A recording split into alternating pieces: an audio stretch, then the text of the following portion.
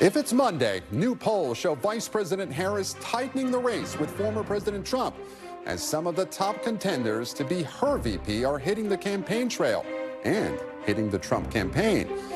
Plus, President Biden set to deliver remarks moments from now commemorating the 60th anniversary of the Civil Rights Act as he calls on Congress to overhaul the Supreme Court and place new limits on presidential authority. And White House officials say Iran-backed Hezbollah militants are responsible for a deadly rocket attack on Israeli-controlled territory that killed 12 children, as Israel launches airstrikes inside Lebanon and vows a major retaliatory response that could widen the war in the Middle East.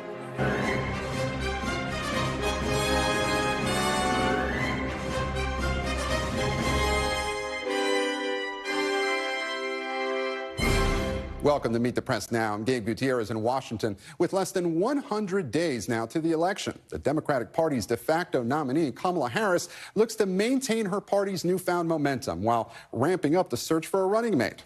Whether you call it a honeymoon, a sugar high, or something else, Harris's candidacy, which is just over a week old, has reinvigorated a lot of Democrats. At the beginning of this month, just 37% of Biden supporters said they were enthusiastic about his candidacy. And now, according to new polling from the Wall Street Journal, that number has more than doubled, with 81% of Harris supporters enthusiastic about her candidacy. That shift in sentiment and optimism is also reflected in our interviews with Democratic voters on the campaign trail. I am excited for this election. I think it energized everybody. I think it's breeding a lot of excitement in different generations. I think that it has galvanized the Democratic Party and the Democratic base. I feel like we definitely have somebody that, brings more hope to this election. She's younger, she's more lively, she's definitely proven herself. And and also as a woman, as a minority, it is definitely one of those things that it's exciting to see. In addition to a surge of enthusiasm, the Harris campaign says it raised a whopping $200 million last week, with 2/3 of that coming from first-time donors. The campaign also says 170,000 new volunteers have signed up in the last 7 days. They're hoping the upcoming announcement of a running mate will be another jolt of energy. According to NBC's reporting, at least 8 Democrats are being considered, with most of them having received vetting materials. We heard from some of them over the weekend, with many adopting a similar message about Trump and his allies. Listen to the guy. He's talking about Hannibal Lecter and shocking sharks and just whatever crazy thing pops into his mind. I got to tell you, Jake, my observation on this is, have you ever seen the guy laugh? That seems very weird to me, that an adult can go through 6.5 years of being in the public eye. If he has laughed, it's at someone, not with someone. That is weird behavior. This talk about terminating the Constitution, the deep weirdness of having somebody who wants to be president of the United States rambling about electrocuting sharks and Hannibal Lecter. And I think it reminds us of just the choice we face, not just in terms of policies, direction for the country, which is hugely important, of course, but also a choice in terms of what it's going to feel like to live in this country. I mean, on the other side, they're just weird. I mean, they really are. The things that they stand for. Donald Trump, of course, is afraid of windmills, and, he talks about all kinds of crazy stuff. This hour, we'll hear from 2 more potential running mates, Governors Gretchen Whitmer of Michigan and Josh Shapiro of Pennsylvania, at a Harris rally outside Philadelphia. It comes after Governor Shapiro rallied Democrats over the weekend, echoing Harris's campaign's recent message about freedom. We support something called real freedom. Exactly what Kamala Harris has been fighting for her whole career. This, my friends, this is an election about real freedom, an election with clear contrast, and an election that now falls in your hands.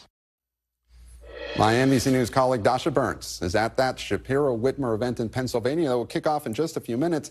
And also with us is NBC News embed Nnamdi Egwuonwu, who spent the weekend at Harris events in the South. Dasha, let's start with you. The Harris campaign is still riding high off of that new candidate sparkle, as we said, possibly a sugar high. How are they looking to keep the momentum beyond that first week honeymoon? Well, Gabe, look, what's happening behind me here today is one of those ways, right? This question about who will become her running mate. It's funny, I feel like it was just a couple of weeks ago that you and I were talking about the beef steaks on the other side of the aisle. Maybe that's because it was just a couple of weeks ago.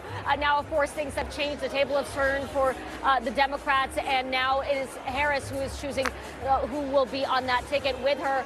She's got a couple of choices here in Pennsylvania today, of course, a critical battleground state. But how do you maintain that momentum? She doesn't have that much time to choose a running mate here. August 7th is the deadline, according to our reporting. And so beyond that, she's going to have to find a message that's going to resonate. You're already seeing her come out really strongly on the reproductive rights issue today, coming out against that ban that just took effect in Iowa. You'll hear her hammering the abortion rights issue. That's something that Democrats believe will drive folks to the polls. And then just trying to ride the wave of the energy that you heard from voters there. She is younger. She is breathing a breath of fresh air into Democratic politics. But they're going to have to form a brand new strategy in just, the next 99 days until the election day, Gabe.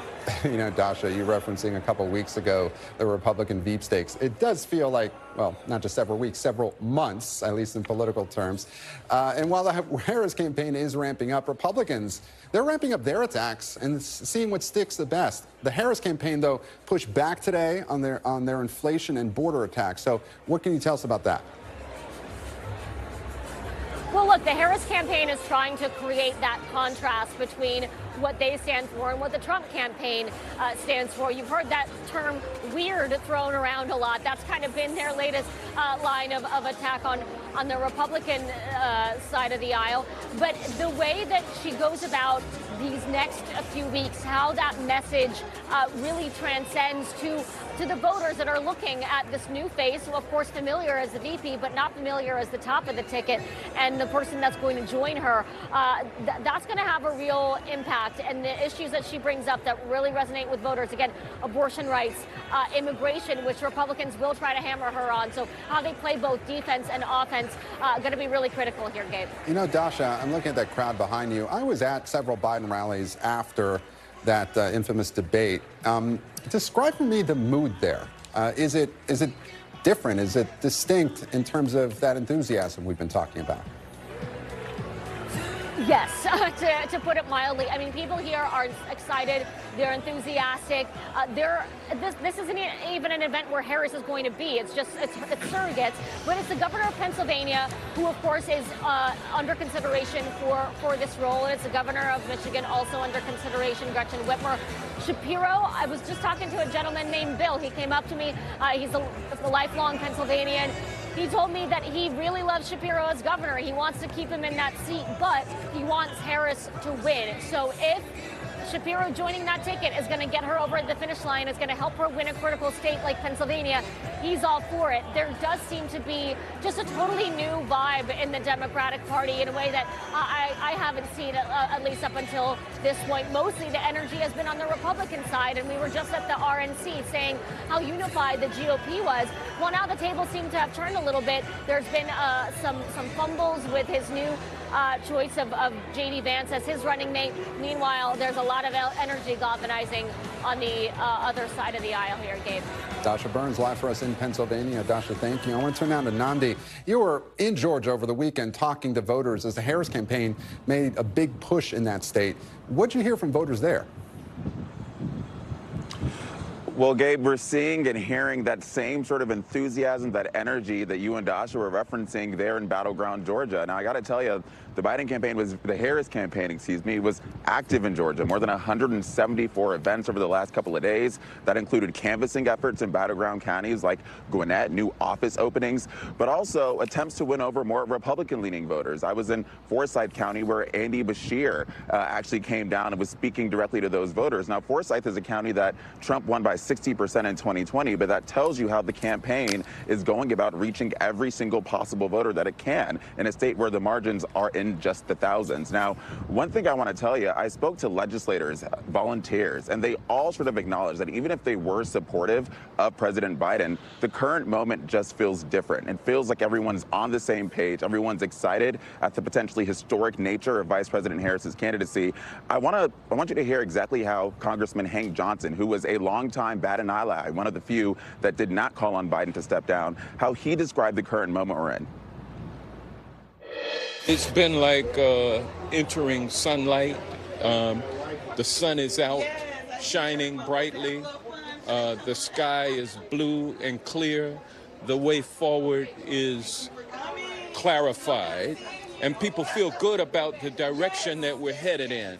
They feel great about having someone at the head of our ticket that we can all get behind, and that is Kamala Harris. She's ready to serve. We feel very confident with her, and we're ready to move forward. Now, that confidence that you're hearing Congressman Johnson speak to, that's what I'm also hearing from voters, and it's also assisted the campaign as it sought to attract new volunteers, 6,000 over the last week. I went to an office opening. Typically, those have sparse crowds, and these were packed rooms. Andy Bashir's event in Forsyth, 300 or so people there. So really, you're seeing Harris at the top of the ticket energizing voters in a way that I just haven't seen this election cycle. Nnamdi, we expect to see the vice president tomorrow in Atlanta for a big rally there. You spent a lot of time in Georgia, as we just saw there. What do you expect to hear from her tomorrow? Well, I think what you'll see is her hit some of the issues that have been big for her: reproductive rights, the economy. Vice President Harris has been to Georgia several times this year. I believe this will be her 6th time. And all of her big initiatives as vice president has brought her to the state of Georgia. Her Fight for Reproductive Freedoms tour that was all focused on abortion rights went to Georgia. Her National Economic Opportunity Tour, which is specifically designed to tout the administration's accomplishments for black voters, at least economically, that was in Georgia twice. She had 2 events in Georgia there. So I expect her to sort of hit on those same topics while also considering that, continuing this new theme that we're hearing. Her really focus on her vision for the future, maintaining that Trump wants to bring us to the past, and really citing her prosecutorial experience as making her equipped to take him on. At her recent rallies, she has a new go-to refrain that, she can be the prosecutor. She's prosecuted fraudsters, abusers, cheaters, and that makes her equipped to sort of take on Donald Trump in this moment. Nnamdi, thanks so much. Live for us in North Carolina. Nnamdi, thank you. And as we mentioned, there are at least 8 Democrats on the Harris campaign's radar for the VP slot. So let's bring in 2 of our NBC reporters who have been covering 2 of the top candidates for years. Bram Resnick, political anchor and reporter at KPNX in Phoenix. He's covered Arizona Senator Mark Kelly's 2 Senate races and his time in Congress. And then there's Lauren Make, reporter at WCAU in Philadelphia. She's also at the Whitmer Shapiro rally in Montgomery County. She's covered Governor Shapiro through his own campaign and his time as Pennsylvania Attorney General. Thank you so much for joining us both. And Lauren, I want to start with you. You were at that event. We just heard from Dasha. It's set to kick off in just a few minutes. What can you tell us about how this stacks up and how Governor Shapiro, what he could bring to the Democratic ticket, especially in battleground Pennsylvania, which, of course, we know is that critical swing state? Well, Gabe, I think if you were to ask the chair of Philadelphia's Democratic Party, he would tell you what Democrats would get by picking Josh Shapiro would be Pennsylvania. He has been one of the Democrats here in the state of Pennsylvania that has been pushing for Governor Shapiro to join the Harris ticket. In fact, the campaign to push for Governor Shapiro as the vice presidential nominee started around the same time that the Harris campaign for president started last weekend. It started quickly. We have seen elected officials come out for him, the Philadelphia Democratic Party, and there has been a move from union officials as well to really hype him up. I was at an event on Friday that seemed like it was part rally for Kamala Harris and part hype rally for Governor Josh Shapiro. They are really pushing for him. I will say we are in Montgomery County right now in the Philadelphia suburbs. This is an area where President Biden sort of supercharged his votes in 2020. Well, Governor Shapiro ran even ahead of where President Biden did in his own race in 2022. And of course, this is his home county, but that was also the case in the swing county of Bucks County, as well as in Erie County in northwest Pennsylvania. So he does have the ability to play well, not just in heavily Democratic areas, but in other more purple and even some red areas as well. I will point out that there is also pushback. There is an ad running right now by a conservative group against Shapiro, saying that he hasn't gotten anything done. There are also some Democrats who aren't happy with some of his positions, for example, on school vouchers. But certainly he is being talked about here in Pennsylvania. Dave? You know, Lauren, you mentioned some of his strengths. You also just noted some of his weaknesses as well. How do you think the Harris campaign might react to that? And what are some more of the potential weaknesses that you've seen locally? I know there's some question about one of his staffers at some point. Do you think that that will get any, and his response to some allegations against the staffer, do you think that that might be a knock against him in his, you know, if he becomes a vice presidential nominee? Well, it was something that was brought up actually by the Democratic nominee for treasurer, who tweeted or posted about what you're talking about. There was there were claims against a staffer. There was a settlement, and she posted about it and said through her support with Roy Cooper, Governor Cooper, instead of Shapiro. I spoke with the head of the Democratic Party in Pennsylvania, asked about that post by their nominee. He told me last week he was offended by that. He is backing Shapiro for this. So, you know, that is the kind of thing that does come up in this process. How will the Harris campaign view that? How will they view some of his strengths and weaknesses? We'll see. Lauren, thank you so much. Lauren Make, live for us in Pennsylvania. Lauren, thank you. And Bram, you've followed Mark Kelly his entire political career. He, of course, won 2 high-profile Senate races in Arizona. So what are his strengths? Well, his strengths are the golden resume, combat pilot, astronaut. He's married to Gabby Giffords, a survivor of a horrific incident of gun violence, and has since become a champion for gun safety. He has that going for him. He is a moderate Democrat. He's not afraid to push back on Democrats. He plays very well with Republicans. In fact, there were some Trump-Kelly districts here in Maricopa County in 2020 during the presidential elections. Districts where voters went for both Mark Kelly and Donald Trump. So he manages to split the ticket. And of course, he has the border going for him. That's a big problem for Kamala Harris here in Arizona and even across the country, where many voters view the border immigration as the #1 problem. Mark Kelly, again, not afraid to push back. He told the Biden administration that ending Title 42 was, quote, dumb. And just to give you an example of how important that is, the pushback, just this morning, I interviewed Ruben Gallego, Democratic U.S. Senate candidate. I asked him 3 times to name one thing Kamala Harris accomplished when she was given the immigration assignment by President Biden. And each of the 3 times, he didn't have an answer. He went to a talking point.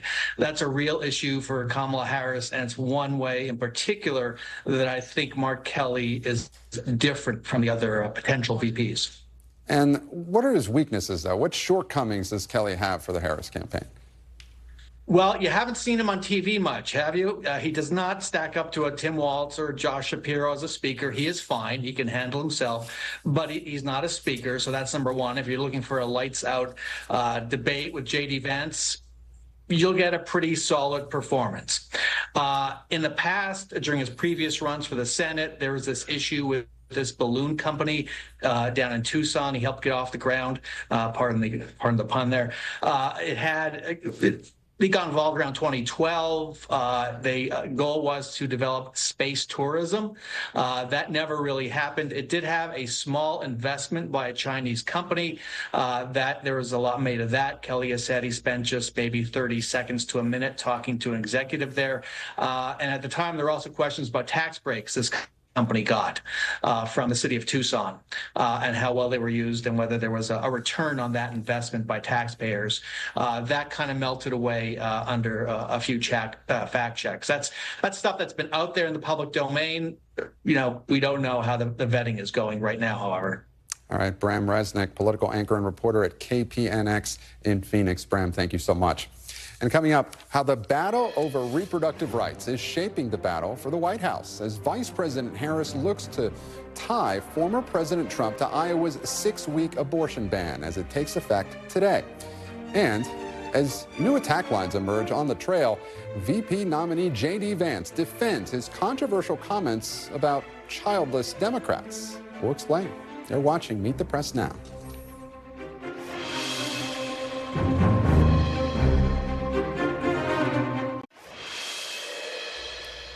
And welcome back. As the Harris campaign attacks the former president and his allies as, quote, weird, the Trump campaign is refining its own line of attack. At a rally this weekend, Trump criticizing Harris's record as, quote, radical.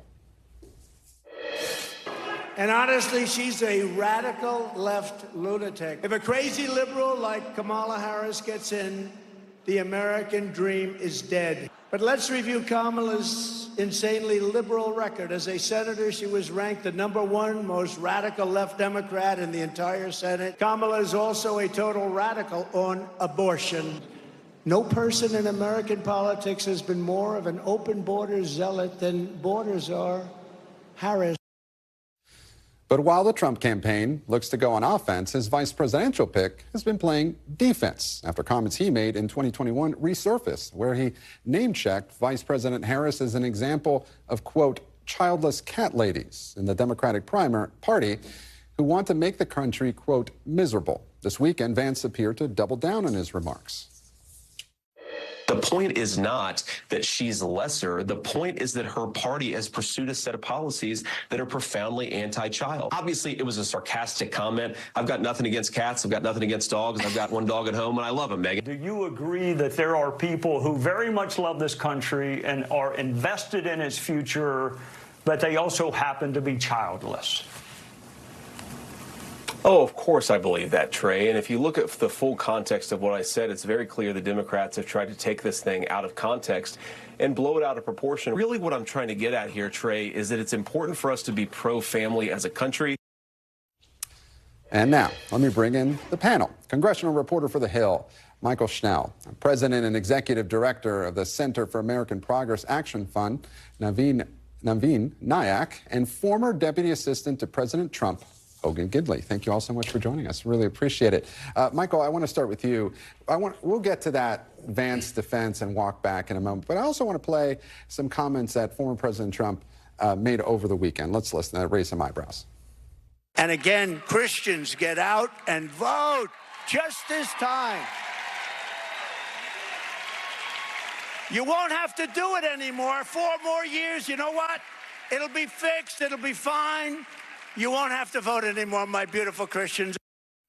So, Michael, what do you think? Is this going to make any real waves, or is this another in a long line of comments that Trump makes, like, I'm going to be a dictator on day one, that really, might fire up some Democrats in terms of their criticism, but his base loves this? Yeah, I think it's the latter. Look, we've seen these sort of offhand comments come from the former president several times, and they've typically sparked a lot of controversy on the side of Democrats, and we've seen Republicans come in with some explanation as to why he said that. This one, I think, is particularly interesting because this sort of plays into the idea of Democrats have been hammering this election as one where democracy is on the line. Some people can take his comments as, they may not need to vote in 4 years because this, that, or the other thing, what have you, not my decision to make how to interpret it for others. But I think that this could be one that particularly rankles Democrats, and we see them sort of try to hammer him home on the campaign trail. But again, this is just one of several offhand comments that we've seen from the former president that sort of stir up a news cycle. Well, Hogan, I want to turn to you on those comments, but also on the J.D. Vance comments that we played over the weekend. What do you make of this? Is this much ado about nothing? Yes. First things first, 30 to 40 million evangelicals don't vote every single cycle. They agree with America First policies, they agree with conservative agendas, but they don't go to the polls. If they did, we'd never lose elections. That's clearly what he's talking about here. Not to mention the fact he even made the point, if we win and we're successful and we do all the things that I say we can do to restore the greatness of this country, we'll have everyone on our side at that point. You don't even need to go vote anymore. Or he could be saying, hey, I won't be on the ballot after this time. This is my last run, so you won't have to vote for me. Ha, ha, ha. That's part of what he does when he's on the campaign trail. But, the Trump campaign, they had a tough time responding, or at least their explanation kind of changed. But, You bring up a good point. I want to turn now to the J.D. Vance comments. What do you make of these, these comments and the walk back? Would it have been better if he had just, and I know the Trump campaign never does this, but, just apologize for the comments? Well, you're right. The Trump campaign never does that, nor would they in this particular situation. J.D. went out and explained those comments further, obviously talking about the replacement rates in this country with people not having children is a real problem if we want to continue on as America. That's something he addressed. He'll continue to push forward with other comments about Kamala Harris, pivoting back to the radical agenda and the radical record she has.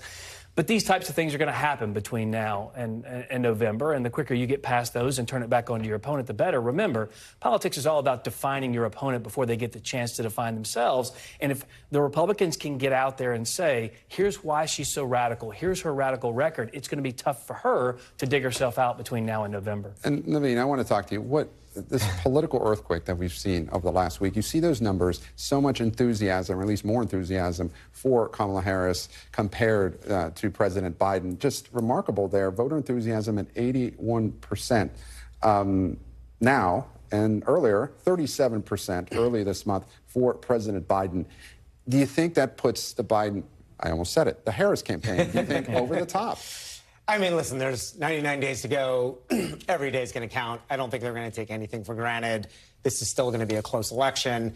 But it's fair to say that she's probably had the best week in presidential politics ever. At least in terms of money. No, grassroots enthusiasm, the media coverage, the organic enthusiasm online. I actually think it's just the whole party uniting around her. I actually think it's just been the events. It was the largest event in Wisconsin the Democrats have had in more than 10 years. Like, almost by any metric, that week has been great. I know we all think it's a sugar high, but that's just a guess. There's a lot of organic enthusiasm out there, and there's as much reason to believe that this kind of energy and enthusiasm it's only 99 more days, and a lot of the focus hasn't turned to Trump yet and J.D. Vance. Like, just on that comment quickly, that's the least offensive thing he said. He did say that people without children should have fewer votes in this country. He did say that women should stay in abusive marriages. Like, the reason he can't take it back is because that's the least offensive thing. And I think we're going to spend more time talking about the Trump-Vance vision for America and what they believe, which I think will play to her advantage. Hogan, I can tell you want to jump in on that. Yeah, look, she's more radical than Joe Biden, and she's less likable. If past his prologue here, while we're on this particular instance where she's announced everyone's coming out of the woodwork now supporting her, it's going to be a matter of time before we find out if the press can make fetch happen. But I'll tell you this, she ran for president once before. She ranked 8th amongst black Democrats behind Lily White, Bernie Sanders from Vermont, and a fake Indian, Elizabeth Warren. She is not popular. People do not like her. People do not want her on the ticket. She had her shot many times. They keep trying to reinvent her and repackage her and repurpose her and bring her out. That's why she's kind of been in this bubble so far, and smartly so by Democrats. Keep her on prompter. Don't let her go out and talk a lot, because when she does, she makes those foibles that are so unpopular and so charmless, it's very difficult to get behind her. Couldn't you make the argument that because she's been kept in a bit of a bubble, maybe that's why she didn't have her popularity didn't soar before, and now if you let her out, maybe, those poll numbers over this first week? You think she was in a bubble before when she ran for president the first time? She surged on a debate stage after calling Joe Biden a segregationist and a sex criminal. She had T-shirts ready to go, and she could not parlay that into success from a political standpoint. Go ahead. I was going to say, I think the thing that cuts against that is the fact that the internet is organically taking these things that the right thinks are foibles that actually demonstrate her authenticity, right? The fact that the right is focused on her laugh as the biggest attack on her underscores actually one of her strengths, is that she actually is very authentic. I'm really glad you didn't use the word brat, though, in that answer. But Hogan, I want to turn now to Michael really quickly. Look, in terms of the VP selection, there's a lot of talk, Michael, about what Kamala Harris needs to do in order to pick a successful VP candidate. We heard earlier about, Mark Kelly might get her Arizona. We'll see. Governor Shapiro might get her Pennsylvania. But Jim Clyburn was on this program on Friday, and he said that the most important thing that she needs to look at is chemistry. Is that enough? I mean, I think it's helpful, right? We saw what happened with former President Trump and Mike Pence, that relationship, how it ended at the end of their term. One could argue that they didn't have chemistry at that point. But I think that at this point, with the election so close, all the down ballot, all the battleground surveys, all the national polls. They need to win, and they need somebody who's going to help pick up enough states to give the Harris campaign, I just did it again, who did the Harris campaign enough support to win this election. Likely that will come from a battleground state. Is it Arizona? Is it Michigan? Is it Pennsylvania? Who knows? We'll have to wait and see. You know, the interesting thing about Arizona is some folks say that they want to protect that Senate seat that they worked so hard to get with Mark Kelly there. So a lot of sort of questions. North Carolina, could they put a Republican state in play that hasn't gone for Democrats since 2008? I mean, there are a lot of different plays here. I think that Jim Clyburn brings up a good point. Chemistry is important, but you can't put good chemistry to work unless you win. And in order to win, you have to look at the electoral map. And really quickly, Hogan, what about the vice presidential pick on the Republican side? It feels like it happened months ago. It was just several weeks ago. It's incredible to think. But what do you think? There's been some whispers that, you know, former President Trump may be having some buyer's remorse when it comes to J.D. Vance. What do you make of that? Is that real? I've not heard any of it. He's not said anything publicly about it, of course. There's always chatter in Trump world, as you know, being in the White House for so long. People would rather cover the palace intrigue than the policy. I will say, though, you're right about one thing. We don't need to focus on her laugh. We don't need to focus on her mannerisms. Let the people decide on that. Talk about the record, because the policies are what's going to win or lose this election. And if we make it a referendum on bad policies from the Biden administration that have been kicking the American people in the teeth for 4 years, we're going to be a whole lot better off. I mean, I need to wrap this up, but I give you the final word. Listen, I think that's the campaign the Harris campaign is excited about. I mean, we've been focused on two individuals for the last 8 months and haven't had a policy conversation. They do want to have a conversation about who's for the middle class and who wants to give more tax cuts to corporations.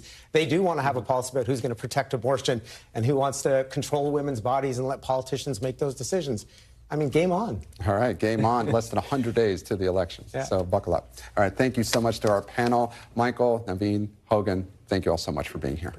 And up next, the president is set to speak at the LBJ Library in Texas any moment now, where he's expected to address his new plan to place limits on presidential power and reform the Supreme Court. You're watching Meet the Press Now. Stay with us.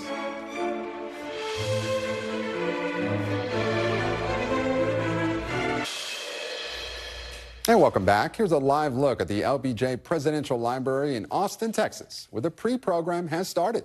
And moments from now, President Biden is expected to speak at the ceremony marking the 60th anniversary of the Civil Rights Act. We also expect to hear from the president about his new push to overhaul the Supreme Court and limit presidential power, which he first outlined in an op-ed published this morning in the Washington Post. President Biden plans to urge Congress to enact term limits for Supreme Court justices, along with a code of ethics similar to what's already in place for other federal judges. The president is also proposing a constitutional amendment to put new limits on presidential immunity. And joining me now from outside the White House is my colleague, Ali Rafa. Ali, thank you so much for joining us. And does the White House see today's proposals as a political winner? Look, it's highly unlikely any of them are going to go anywhere. So what does the White House think about this realistically? Yeah, Gabe, well, you know as well as I do how ambitious this proposal from the president is and how each of these changes that he's asking for has their own set of challenges. You have the president calling for this constitutional amendment to make former presidents not immune from any crimes that they committed while in office, when no constitutional amendments have been passed in more than 30 years. The president also calling for those term limits, seeking to have an 18-year term limit for justices when the Constitution calls for all of these federal judges to have lifetime appointments. And lastly, calling for this code of conduct for justices that doesn't exist in an enforceable way right now, when there have been concerns for years now of how that could possibly be enforced and really who would be the one enforcing that. And so you mentioned that the very slim chance that this even gets passed in this current makeup in Congress, with the president's remaining time in office, especially now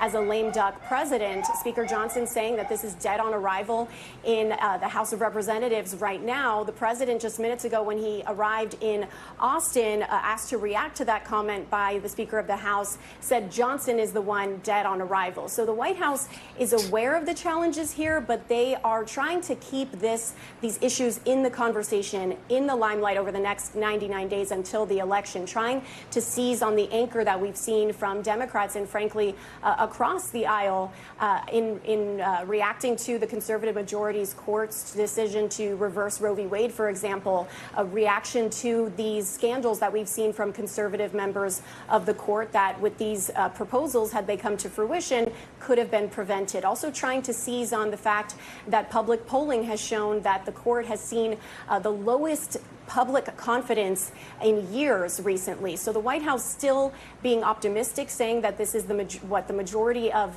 the population wants, saying that specifically term limits are very popular among Americans, and trying to keep that issue in the spotlight, saying that the president is going to work to amplify those voices of those voters. Gabe. Ali Rafa, live for us outside the White House. Ali, thank you. And we'll be keeping an eye on the president's remarks, and we'll bring you any updates as we get them. And after the break, on the brink, Israel says it's approaching all-out war against Hezbollah after a rocket attack killed a dozen children and teenagers in Israel-held territory. We're live in Lebanon. You're watching Meet the Press now.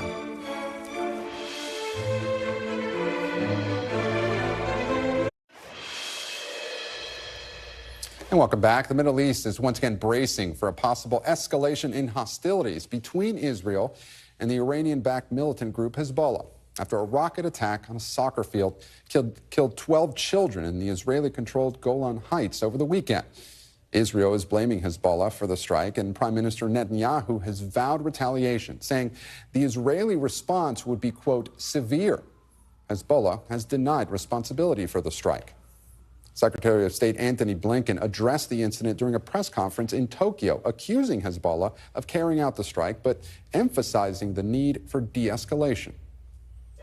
There is no justification for terrorism, period. And every indication is that indeed the rockets were the rocket was from Hezbollah. We also don't want to see the conflict escalate. We don't want to see it spread. That has been one of our goals from day one, from October 7th on, and we'll continue to do that. NBC News international correspondent Raf Sanchez was at that soccer field in the Golan Heights and filed this report. These escalating tensions began right here on this soccer field in the mountain village of Majd al-Shams. It was a little after 6 p.m. on what was a normal Saturday night. Kids were playing on this soccer field, and then the sirens started blaring, and just a couple of seconds later, that rocket came crashing down right here, killing those 12 children. You can see there is a memorial to them here, all of them aged between 10 and 16 years old. And this rocket brought death and destruction to this community, but it has also put the broader Middle East on edge. The Israeli government says it was the Iranian-backed militant group Hezbollah who dominates southern Lebanon who fired the rocket. Hezbollah is denying that, but Israel says they have no doubt and that they will strike back. The Israeli Security Cabinet meeting overnight, authorizing Prime Minister Benjamin Netanyahu and his defense minister to choose the time and the manner of that retaliation. Netanyahu has said it will be on a scale that we have not seen before in these 9.5 months of fighting between Israel and Hezbollah. Now, the United States is saying it supports Israel's right to defend itself, but it is also urging restraint. It does not want to see an all-out conflict on Israel's northern border at the same time that it is trying to finalize a ceasefire in Gaza. And the tensions here make that diplomatic effort much more complicated. CIA Director Bill Burns was in Rome yesterday. He was meeting with counterparts from Israel, from Qatar, and from Egypt. We expect that there are going to be further talks later on in the week, but at this point, there's no sign of a breakthrough. I will just say a little earlier today, Prime Minister Benjamin Netanyahu was here at this site. He was visiting this memorial, and there was an angry crowd of locals who gathered, who were protesting, who were shouting, and they made very, very clear they feel that the Prime Minister and the Israeli government did not do enough to protect these children. Back to you. Raf Sanchez, thank you for that reporting. And let me now bring in Matt Bradley. He's in Beirut for us. And Matt, how is that country preparing for retaliatory strikes? Well, we don't know exactly. Hezbollah is a black box, but we have heard some things from the Associated Press and others saying that there are rumors, there is talk that Hezbollah and other militant groups might be moving around some of their assets, trying to prepare for what could be, as my colleague Raf Sanchez just reported, a devastating attack by the Israelis. It's certain that even though there's a lot of confidence here and elsewhere and in Washington that the Israelis understand and that Hezbollah understands that if anything this was a mistake, this is not the kind of incident, not the kind of attack that is going to go unanswered by the Israelis. There's a lot of outrage, as Raf was just saying, in Israel. Right now, here in Lebanon, there is an enormous amount of fear. Because there is this feeling that while the vast majority of people in this country don't necessarily vote directly for Hezbollah, they have seats in the parliament. They have ministerial positions. They have the ability to wander around the world and have negotiations and diplomacy with various people, unlike Hamas officials, another Iran-backed group. So this is a powerful organization, one that's thought to have something like 150,000 different projectiles, many of them precision targeting, sophisticated weapons that could reach deep into Israel. So this is thought that even if there were some sort of escalation on the Israeli side, that Hezbollah would probably fight back, and then it would be the civilians in the crossfire who, like we've seen time and time again in this region, would be bearing the brunt of this widening conflict. You know, Matt, you and I have talked several times before about the potential for a wider war and escalation. Does this time feel different? Well, this is the thing, and it's kind of hard to parse this out because I've actually been here, as you know, for months and months and months, and every day we think, is this the big one? Is this the one that's going to set off a massive war between Hezbollah and Israel? And so far, over nearly the past 10 months, there hasn't been that kind of outbreak, that kind of moment where the war becomes less rules-based, less restrained, and becomes a completely unrestrained fight. So, yes, this looks very different because this is the largest single death toll from a single incident among Israelis ever since those October 7th attacks back last year. But at the same time, as you mentioned, we've seen time and time again that both the Israelis and Hezbollah and the Iranians, and during one episode just a couple of months ago, have shown an unusual determination to step back from the brink. And that's something that, you know, as we become more and more pessimistic, when we think about how there's something that's awful that's about to happen, it is very unlikely that the Israelis are going to let this pass without some sort of retaliation. Whether or not that retaliation ends up living up to the worst nightmares that this region has come upon in several generations, which is what people are thinking about this potential war between Hezbollah and Israel, or Iran and the United States, bringing in all sorts of actors, that's unclear. The Israelis could show enough restraint to put Hezbollah on notice while at the same time avoiding a wider war. That's what this diplomacy is all about. Matt Bradley, live for us in Lebanon. Matt, thank you. And turning now to the latest in the investigation into the attempted assassination of former President Trump. The FBI says Mr. Trump has agreed to sit down for a victim interview to give his first-person perspective of the incident. A Bureau official said the interview would be consistent with other interviews it conducts with crime victims. Investigators are also providing new details about the gunman, calling him highly intelligent and a loner who planned the attack carefully and kept those plans quiet.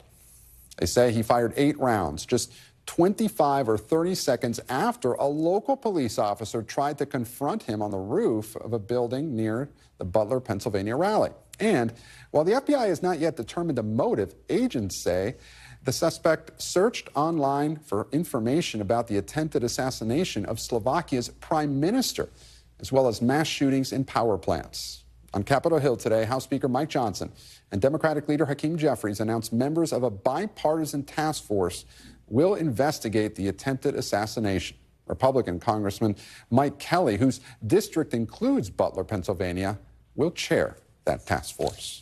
And still to come, a ban on nearly all abortions after 6 weeks is now in effect in Iowa starting today. I'll talk to a top doctor at Planned Parenthood based in the Midwest about the law's medical and political impact. You're watching Meet the Press Now.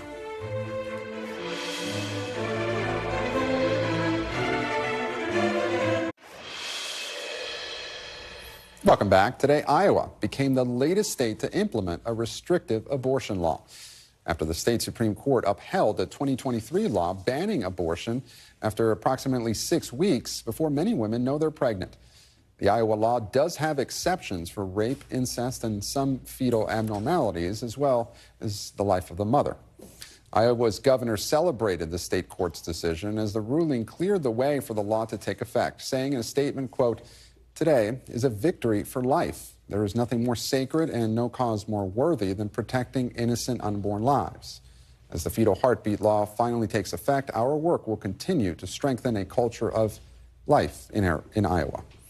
This all comes as the issue of reproductive rights is in the spotlight heading into the presidential elections as Democrats try to seize on the topic politically. Today, in a campaign video, the de facto Democratic nominee, Vice President Harris, labeled the Iowa law a, quote, "Trump abortion ban," while urging supporters to get out and vote. And joining me now is Dr. Sarah Traxler, Chief Medical Officer for Planned Parenthood in North and Central states. Thank you, Doctor, so much for joining us. With the state Supreme Court ruling, is the legal fight over Iowa's new law over, and what other options is Planned Parenthood pursuing? So, yes, unfortunately, our legal options in Iowa have run out as we went through the state courts for this to overturn this ban.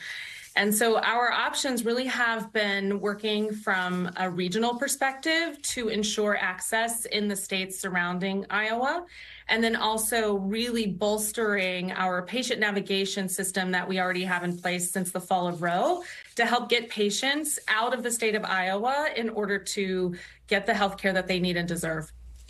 And look, Doctor, Iowa's clinics say they will remain open for abortions before cardiac activity is detected. Walk us through why that parameter is different than a specific gestational ban and why many women might not know they're pregnant.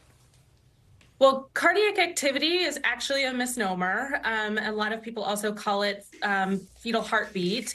There is no heart at the time where you would see electrical impulses from a primitive cardiovascular system. And so it really is being able to see that pulse on the ultrasound that can happen as early as 6 weeks. It often happens earlier than that. And so most of the time, people don't know that they're pregnant prior to then unless they're paying really close attention to their bodies. And Doctor, for women in Iowa seeking an abortion, how much of your resources are now allocated to helping them receive care in another state? Well, we have an entire team of people who are working with patients who call. We have our patient services, our call center, who have scripting and ways to help patients depending on how far along they might be from their last menstrual period to help them get to a place if they're too far from what we might be for Iowa. So we have that entire team of people who are working on it. Then what they do is they pass this patient off to another team, our abortion navigators, who help work very closely with patients on getting resources, time, money, transportation to travel to another state. And Doctor, you were with Vice President Harris when she visited a clinic in Minnesota earlier this year. Do you think that this will refocus the presidential campaign in the next, less than 100 days right now? Will this become one of the main, if it isn't already, will this refocus attention on this issue for this campaign? I definitely think that this issue is a focus for both campaigns, but I think it's incredibly important to remember that this issue is important to people across America, regardless of what your political affiliation is. Most people in America believe that we all have a right to bodily autonomy and to determine our own futures and choices for our own lives and bodies. So it is incredibly important, and I think everybody holds it very important in this coming election. And I know that Vice President Harris is very supportive of bodily autonomy and reproductive rights. And Doctor, before I let you go, with this case before the court, have you talked to other colleagues in other states that are already seeing an increase of patients at their clinics? Yes, absolutely. We've already seen an increase of patients in our clinics in Minnesota. I am based in Minnesota. I also travel to Nebraska to provide abortion care. We've seen increases in Nebraska. And I know from my colleagues in Illinois, they have been seeing a significant increase in the number of abortion patients that they see. And Doctor, both the President and Vice President have said that they will sign Roe into law if it passes into Congress. But short of a new law, is there anything the federal government can do right now in terms of reproductive rights? I think just continuing to show support and helping people understand how important bodily autonomy is to the people of America. All right, Doctor, thank you so much for your time. We really appreciate it. Dr. Sarah Taxler with Planned Parenthood. We appreciate your time so much. And coming up, actually, we're back tomorrow with more Meet the Press Now. I'm Gabe Gutierrez. The news continues with Hallie Jackson right now.